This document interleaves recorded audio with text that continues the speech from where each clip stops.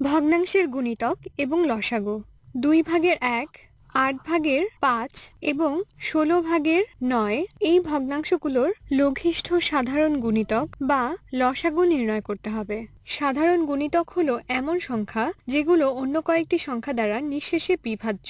পূর্ণ সংখ্যার সাধারণ গুণিতক নির্ণয়ের প্রক্রিয়া থেকে ভগ্নাংশের সাধারণ গুণিতক নির্ণয়ের প্রক্রিয়া কিছুটা আলাদা। কোনো ভগ্নাংশের গুণিতককে সেই ভগ্নাংশ দ্বারা ভাগ করলে তা নিঃশেষে বিভাজ্য হয়ে একটি পূর্ণ সংখ্যা পাওয়া যায়। 8/5 এই ভগ্নাংশটি নিয়ে চিন্তা করলে দেখা যায়, এটিকে আমরা এখানে আবার লিখি 8/5।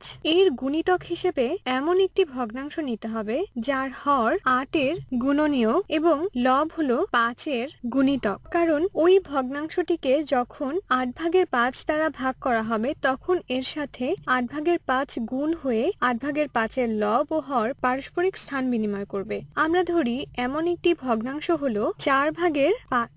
এখানে 4 হলো 8-এর গুণনীয়ক এবং 5 হলো 5-এর গুণিতক। আচ্ছা, এটি ব্যাপার খেয়াল করো, 5 কিন্তু 5-এর গুণিতকও হতে পারে এবং একই সাথে গুণনীয়কও হতে পারে। এর ফলে আমরা গুণিতক ভগ্নাংশের লব 5 নিতে পারি। তবে আরো ভালোভাবে বোঝার জন্য 5-এর চেয়ে একটি বড় গুণিতক যেমন 15 নেই, এখানে একটি 1 লিখলেই আমরা 15 পেয়ে যাচ্ছি। তাহলে গুণিতক ভগ্নাংশটি হলো 4/15। তাহলে 4/15কে 8/5 দ্বারা ভাগ করে আমরা পেয়েছি 6, যা একটি পূর্ণ সংখ্যা। তাহলে 4/15 8/5 দ্বারা নিঃশেষে বিভাজ্য হয়েছে।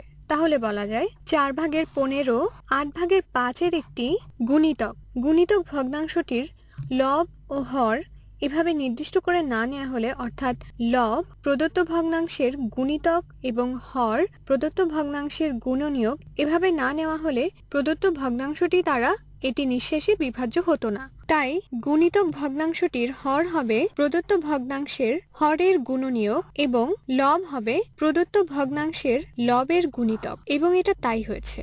এখন আমরা যদি কয়েকটি ভগ্নাংশের একটি সাধারণ গুণিতক নির্ণয় করতে চাই, তাহলে প্রদত্ত ভগ্নাংশগুলোর হরগুলোর সাধারণ গুণনীয়ক হবে গুণিতক ভগ্নাংশের হর, অর্থাৎ এটি হচ্ছে এটি, এবং প্রদত্ত ভগ্নাংশগুলোর লবগুলোর সাধারণ গুণিতক হবে গুণিতক ভগ্নাংশের লব। তাহলে এটি হচ্ছে এটির সমান। তাহলে আমরা বুঝতে পারছি এটি হলো প্রদত্ত ভগ্নাংশগুলোর একটি সাধারণ গুণিতক। তাহলে এখানে আমরা লিখতে পারি এটি হলো প্রদত্ত ভগ্নাংশগুলোর একটি সাধারণ গুণিতক। তাহলে আমরা একটি সূত্র পেলাম। এখন যে ভগ্নাংশগুলো আমরা প্রথমে নিয়েছিলাম তাদের হরগুলোর সাধারণ গুণনীয়ক, অর্থাৎ 2, 8 ও 16, এদের একটি সাধারণ গুণনীয়ক হলো 2।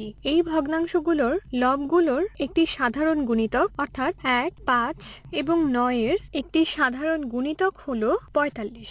তাহলে 2/45 এটি এই প্রদত্ত ভগ্নাংশগুলোর একটি সাধারণ গুণিতক। এখন আমরা যদি প্রদত্ত ভগ্নাংশগুলোর লঘিষ্ঠ সাধারণ গুণিতক বা লসাগু নির্ণয় করতে চাই, তাহলে এই লসাগু ভগ্নাংশটির হর হবে প্রদত্ত ভগ্নাংশগুলোর হরগুলোর গসাগু এবং লব হবে প্রদত্ত ভগ্নাংশগুলোর লবগুলোর লসাগু। এখানে প্রদত্ত ভগ্নাংশগুলোর হরগুলোর গসাগু, অর্থাৎ 2, 8 এবং 16-এর গসাগু আমরা জানি 2।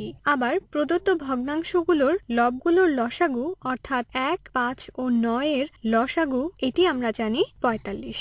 তাহলে 2/45 হলো প্রদত্ত ভগ্নাংশগুলোর লঘিষ্ঠ সাধারণ গুণিতক বা লসাগু। এখন আমরা এটিকে একটি সূত্রের সাহায্যে লিখতে পারি।